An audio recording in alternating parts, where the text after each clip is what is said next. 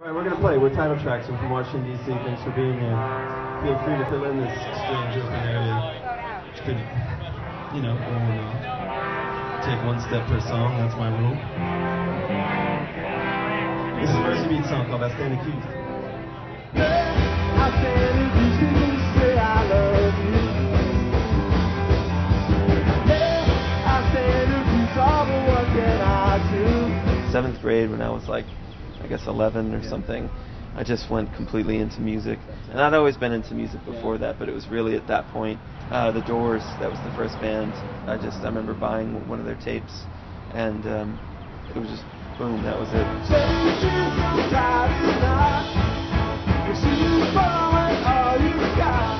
My songwriting, I think, is pretty weird, because there will be times I'll be writing a song, and I'll write the drums first, and then write the music around it. Some songs are written just totally on guitar first, others are written on piano, others are written like half on guitar, half on drums, some on bass first. It's totally varied.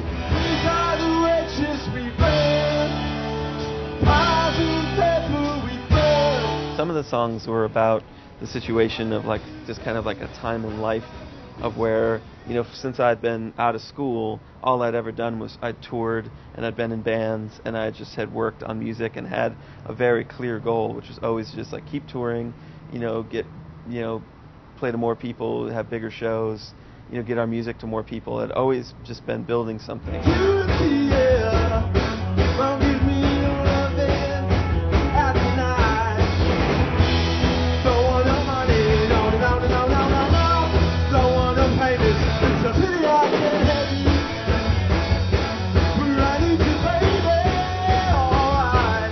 I got to know Dischord because I called Dischord. Their number was in the white pages, and I called them on the pretext of my high school band was covering a Fugazi song. And then like a couple months later, there was this kind of shady promoter that had asked my band, like, I'm doing a show with Fugazi. You guys want to play? And we were like so excited because we loved Fugazi. And then we didn't hear anything for like a month, and so I was like, well, I'll call Dischord again and ask if they know anything about this. So Ian called me back then directly, and that was just amazing. I was such a huge fan of Fugazi and Minor Threat, Embrace. I mean, every band the guy had ever been in. And we probably talked for about an hour. I asked him a million questions about, all the different bands on Dischord, and like, what about this? How about that? And he just talked to me for as long as I wanted to, and told me, answered every question I had. And he's like, just keep in touch, send me your demo tapes. And that was kind of how I got to know him.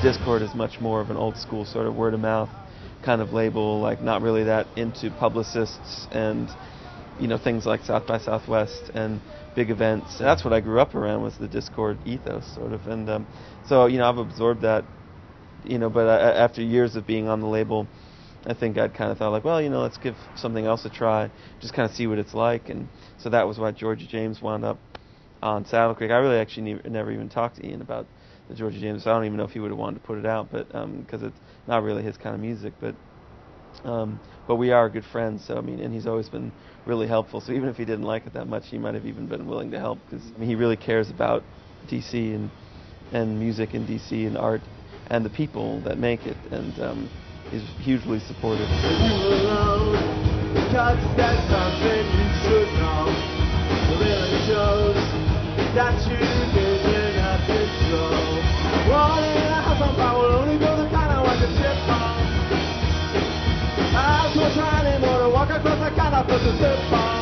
There were huge pros to each label, and I'm really glad I did the records that I did with each label. The guy who is the booking agent for Title Tracks and was also booking for Georgie James and Q&IU, he knew that I'd finished the record, and I was kind of starting to look around for a label, and he suggested I should just, you should send it to Ernest Jennings.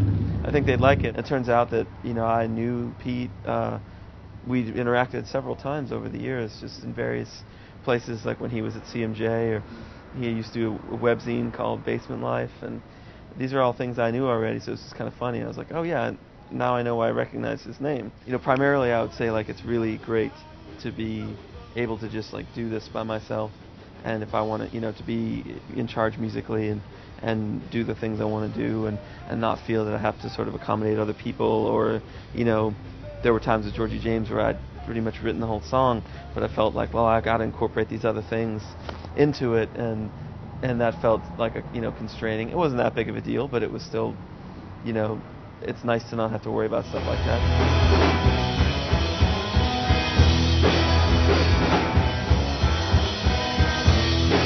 I had a lot of help with this record, but yeah, I mean, in terms of playing on the record and the writing of it, I mean, it was me, but I just wanted to do that. I'd never done it, wanted to see what it would be like, and I think, you know, someday in the future I'll do it again. But I know this next record, the guys in the band are going to play on it, but I'm still going to kind of be, you know, kind of doing the writing and sort of directing things. You received his final phone call at the murder of the brick wall. Why do you hands and wash your steps? Why do you keep that life to death? I want to tour. I think it's important, and, you know, I think it matters, you know, to get the music out there, and you kind of just got to scrap through those early tours where you're playing small shows and hope that it builds. Yeah, I mean, I love playing music every night. I mean, it's great. I mean, we played, you know, 600 shows or something, so I learned a lot. Lost is not a dream to me, it's sound LAF1 and one domain 2.